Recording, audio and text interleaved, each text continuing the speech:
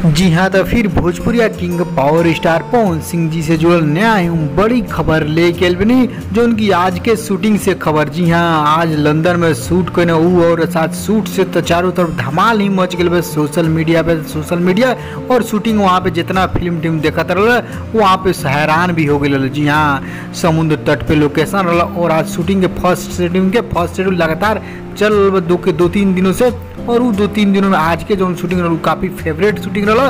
पवन सिंह के जितर पवन सिंह के नया रूप आप लोग देखे नहीं, वो तो आज भी नया लोकेशन पर नया स्टैंडर्ड क्वालिटी जब देखे ना तो फिल्म टीम हैरान हो गई। जी हाँ, तो आज के नया खबर लेके बनी, तो पूरा वीडियो अंत तक देखिए, सारा कुछ जान सके हम डिटेल्स के साथ। उससे पहले एक और रिक्वेस्ट करें हम आपसे कि यदि आप भोजपुरिया आर्यन चैनल पर नया बानी तो जुड़ जाइए, सब्सक्राइब कर ली और एक घंटी की आप जरूर दबा दी।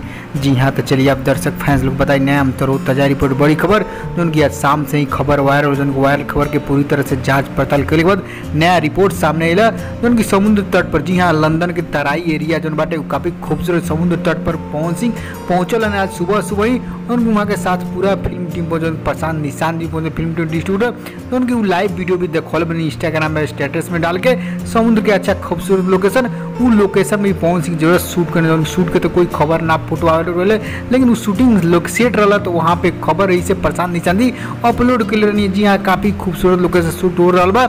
और बात के लिए हैरान ये जब शूट होता है पवन सिंह अपन जब नया एक्शन वाला जो नया लव रोमांटिक वाला शूट करे वो और धमाल मच जाता है। जी हाँ, तो एक और खबर अनाउंसमेंट भइल बा, ये जो फिल्म के शूटिंग होता ये फिल्म कोई एक्शन बड़ा नहीं के ज़्यादा फोकस लव स्टोरी फिल्म बा। जी हाँ, ये खुलासा भइल लव वाला फिल्म बा।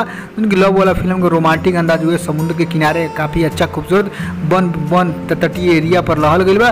उनकी फिल्म में जब उतरी तो धमाल ही मचा। जी हाँ, तो वही शूटिंग सेट से नया फोटो आउट भेज पवन सिंह भी हंसता ना और सारा फिल्म टीम हंसता और हैरान भी हो गए ऐसे नहीं से नया रोमांटिक अंदाज पवन सिंह के देख के। जी हाँ, तो आप लोग का नया खबर कैसा लगा और फिल्म के एगो नया रिपोर्ट बताने की फिल्म लव स्टोरी फिल्म बा, आप लोग बहुत जल्द देखे बोली। तो खबर पसंद जरूर लाइक शेयर कर दें ताकि सारा फ्रेंड दर्शक लोग जान जलो पवन सिंह नया फिल्म शूट हो जो उनकी लव स्टोरी फिल्म बा।